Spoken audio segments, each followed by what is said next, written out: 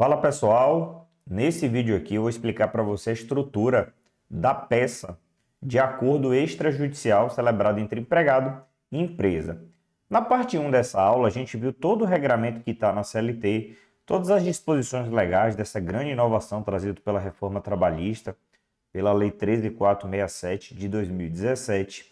E essa aula aqui agora foi pensando na hipótese da FGV decidir cobrar essa peça processual na segunda etapa do exame da OAB. Eu acredito que, apesar de ser mais possível que ela seja cobrada em uma das questões, você não deve descartar a possibilidade de que ela venha a ser cobrada na peça, porque ela tem tantos pontos a serem abordados que daria tranquilamente para o examinador extrair conhecimento aqui do candidato, tá bom? Então você não deve ignorar essa peça. Então, seguindo aqui o nosso roteiro, você deve, em primeiro lugar, deixar marcado o seu vadimeco nessas disposições aqui, 855B a 855E da CLT, tá? E aqui nós vamos ver aqui a estrutura geral da peça processual. Vamos lá. Lembrando que essa peça ela é uma peça de jurisdição voluntária, ela não é de jurisdição contenciosa. Não tem reclamante nem reclamado aqui, que existe empregado e empresa celebrando um acordo. Então, o primeiro ponto dessa peça é o endereçamento, né? Logo na sequência vem o cabeçalho, depois vem os fatos, depois vem os requisitos específicos, que são aqueles requisitos de validade que nós vimos na parte 1 da aula. Depois vem o mérito, logo depois vem o requerimento final, depois vem o fechamento e você encerra a peça. Nós vamos ver aqui ponto a ponto como é que vai ficar cada tópico desse, tá bom? Então, pessoal, o modelo do endereçamento é o modelo padrão de sempre, tá? Que é o local onde houve a prestação de serviço, com base no artigo 651 da CLT, e você faz a redação daquele mesmo jeito de sempre. Ao douto juízo, da vara do trabalho, e aí você vai ver lá na hora. Se houve informação do local de trabalho, você vai colocar, e certamente isso aqui já vai ter uma pontuação, né? Provavelmente de 0,1. E se não deu, você vai seguir aquela regra do edital de colocar o município 3 pontinhos, tá bom? E aqui vem o cabeçalho e qualificação das partes, em que você tem que indicar o fundamento legal da peça, e indicar o fundamento legal da peça e a qualificação do empregado e da empresa. Não há aqui autor e réu, uma vez que se trata de procedimento de jurisdição voluntária, tá bom? Então, como é que ficaria aqui o modelo? Nome do empregado, qualificação e endereço completos, e nome da empresa, qualificação e endereço completos, vem perante Vossa Excelência por intermédio dos seus advogados regularmente constituídos, conforme procuração anexa, com fulcro nos artigos 855B a 855E da CLT, requerer homologação de acordo extrajudicial com base nos fatos e fundamentos a seguir expostos. Então, aqui algumas observações. Perceba, não coloque reclamante, não coloque reclamada, tá bom? Primeira observação. Então, se você já colocou aqui o nome do empregado, colocou o nome da empresa, e você coloca aqui também qualificação e endereço completo, tá? Isso aqui é muito importante também. Você colocou o fundamento legal da peça aqui, certo? E aqui um detalhe para o verbo, pessoal, é requerer. Requerer homologação de acordo extrajudicial. Não é ajuizar, tá bom? É requerer, com base nos fatos e fundamentos a seguir expostos. Então, colocou o nome do empregado, colocou o nome da empresa, colocou qualificação e endereço completo, colocou os fundamentos legais, que é 855B a 855E da CLT, colocou que vai requerer homologação de acordo extrajudicial, garimpou os pontos aqui do cabeçalho, tá bom? Aí, logo na sequência, a gente vem para o tópico dos fatos, que é bem resumido, né? E o que é que você tem que falar nesse tópico dos fatos aqui, pessoal? O que é que você tem que colocar aqui, ó? Você tem que colocar as principais informações do contrato de trabalho. Então, você vai colocar a data de admissão, a data de dispensa, o motivo da dispensa, a função que o empregado exercia, o salário e a jornada, se houvesse informação. Então, eu preparei um modelo aqui para vocês terem uma ideia como é que ficaria. Ó. Fulano de tal, ex-empregado da empresa XYZ, trabalhou do dia tal ao dia tal, na função tal, vamos botar aqui um exemplo, motorista, com salário de R$ 2.000 e jornada de tal a tal horário, de segunda a sexta, um exemplo. O vínculo foi extinto por dispensa sem justa causa, um exemplo, e os requerentes celebram acordo extrajudicial requerendo a sua homologação. Então, se você fez o tópico dos fatos aqui desse jeito, colocou as informações principais do contrato de trabalho, garimpa também essas informações aqui, tá bom? Agora, a gente vai para o tópico dos requisitos específicos que nós conversamos lá na aula anterior. Como é que ficaria? Você vai abrir um tópico, você vai colocar dos requisitos específicos, artigo 855B da CLT. Aí você vai ficar assim o seu texto no tópico. Conforme artigo 855B da CLT, a petição é conjunta e subscrita por advogados distintos. Assim, as partes requerem a homologação do presente acordo. Então, veja, aqui você colocou os dois requisitos específicos, ou seja, a petição é conjunta, ou seja, porque a petição é única, e foi subscrita por advogados distintos. Então, com isso aqui, a FGV tem que lhe atribuir o ponto por ter colocado esses requisitos específicos. E tem um detalhe, viu, pessoal? Se cair essa peça aqui, certamente isso aqui vai estar no espelho, porque é um conhecimento essencial do candidato sobre essa peça processual.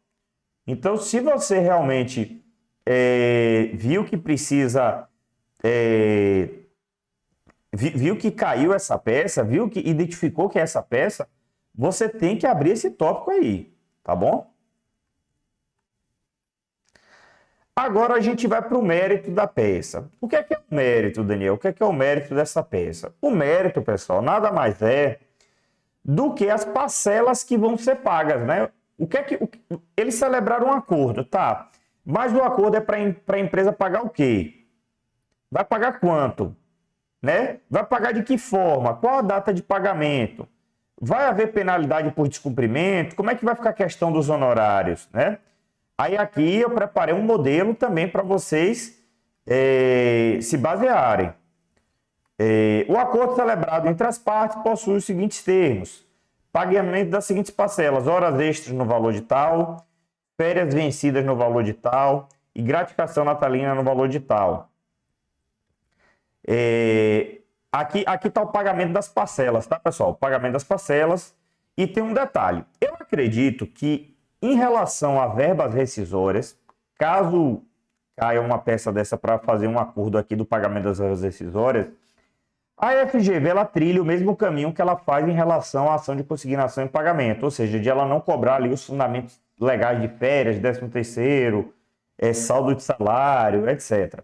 Se houver pagamento de outras verbas que não seja verbas rescisórias, como por exemplo horas extras, como por exemplo indenização por dano moral, aí sim ela vai cobrar o fundamento legal, o dispositivo, o artigo que fundamenta aquela verba. E aqui eu lembro a vocês aquele cuidado, quando se trata de verbas decisórias, a questão da multa do artigo 477 da CLT. 477, parágrafo 6º, parágrafo 8º. Que mesmo havendo acordo extrajudicial homologado pelo juiz, a empresa não está dispensada de respeitar o prazo de 10 dias para pagamento das verbas decisórias. Então, se o enunciado informar que as partes celebraram acordo, mas que já houve extrapolação daquele prazo, você tem que inserir aqui também o pagamento da multa do artigo 477, parágrafo 6º e parágrafo 8º, tá bom? Então, você colocou as parcelas aqui e logo na sequência, você vem para o valor do pagamento. Então, a empresa XYZ pagará ao empregado fulano a importância líquida de tanto, em X parcelas de tanto.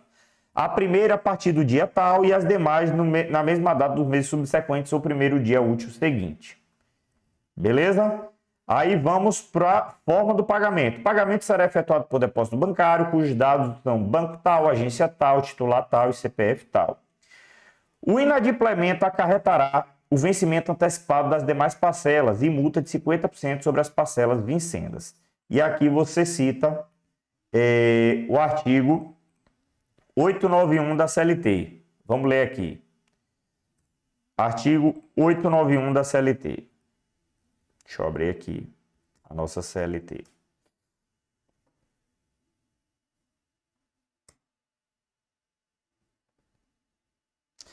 Nas prestações sucessivas por tempo determinado, a execução pelo não pagamento de uma prestação compreenderá a das que lhe sucederem. Então, extremamente importante esse artigo 891, né, que trata da execução por prestações sucessivas.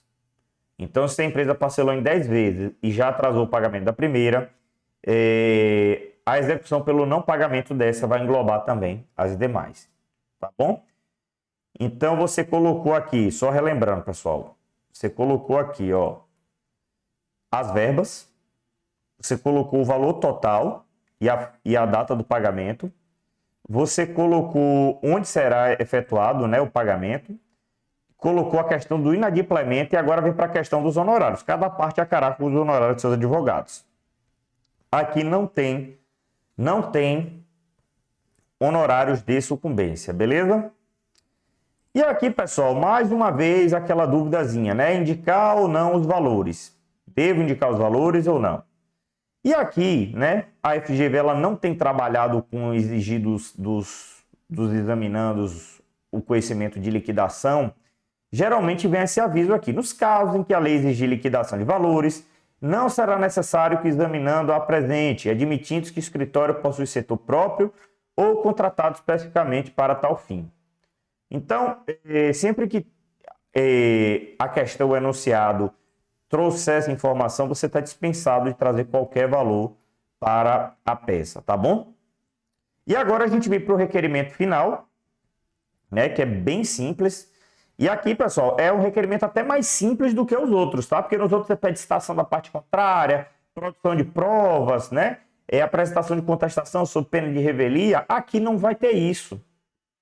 Aqui não vai ter isso, porque aqui realmente é uma jurisdição voluntária. As duas partes já subscreveram o acordo. Então vai ficar assim, ó, diante do exposto, as partes requerem a homologação do presente acordo extrajudicial para que surta os efeitos legais, declarando a quitação dos direitos nele especificados.